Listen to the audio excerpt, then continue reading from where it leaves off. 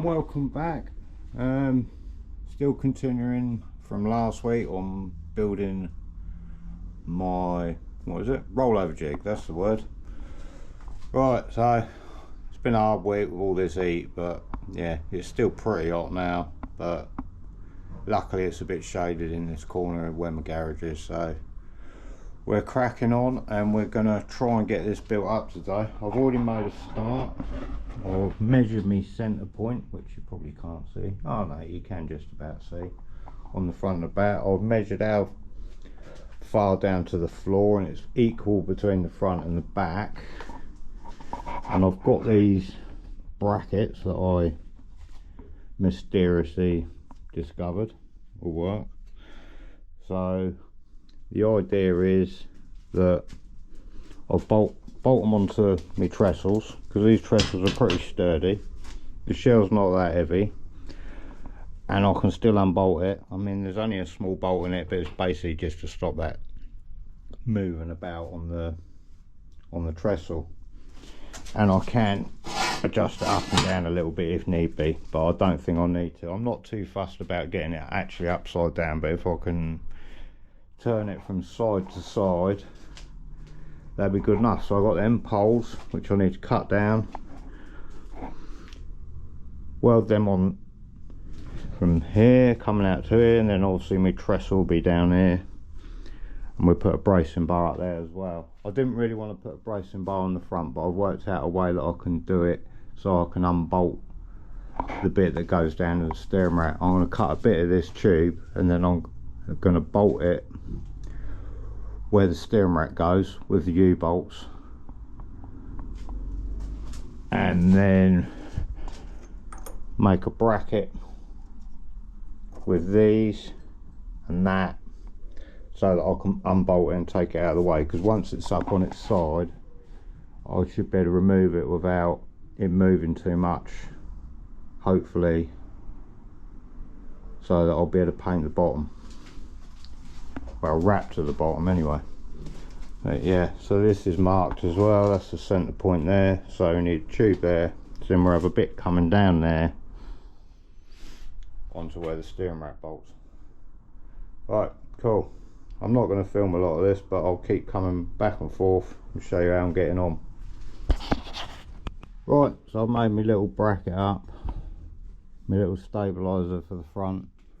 Hopefully that makes more sense now. What I'm going to do, I'll weld that onto the tube on the front, these brackets, but then I'll be able to take this bar out if need be. And I went and found the steering rack, which I've actually ordered a new steering rack for this week, so that'll be another job, because it's not that great, it's really loose, the steering rack. So anyway, that's another story. Right, so I've just cleaned this up in here, so I'm going to get the tube cut now and then get that welded in here, and a brace bar put in as well, because it's bolted up through the top of here. I don't know how well you can see, but there is a bar up in there just to brace it a little bit. Right, cool.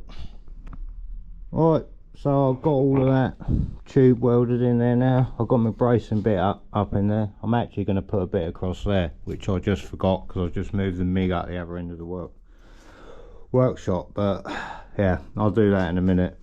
So I'm going to get the front tube welded on now, and then get that up on there. So this is actually set up on there now. It's actually quite easy to get up and all. I thought I might have needed to jack it all up, but I actually picked up the tube and slid it in there, so that's good. Right, let's get the front on and then we can have a look and see how balanced it is. I'm not sure how well balanced it'll be, but we'll have a go. Right, so I've finished welding on the front bit now. Let's turn it around, let's have a look.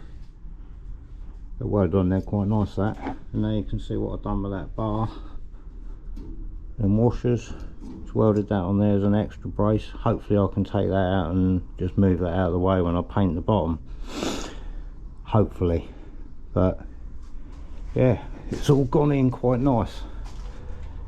Right, so what is the balance like? I'm not gonna lie, I've already tried it. So I'm gonna put this camera on the stand and I will show you.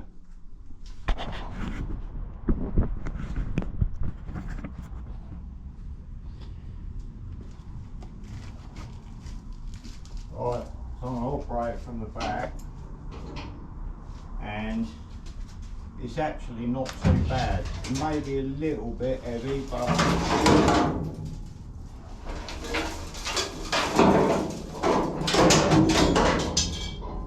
everything pulls out.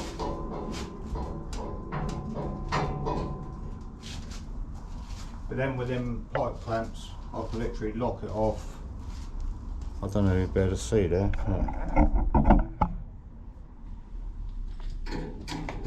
So once it's up on its side, I can just lock these off like so. I don't think it'll go right upside down, but I don't need it to. So if I did want to do that in the future, I could raise these up.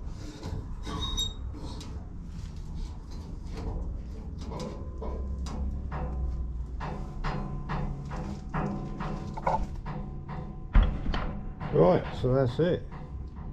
It balances the same both ways as well. So yeah, I'm more than happy with how that's come out.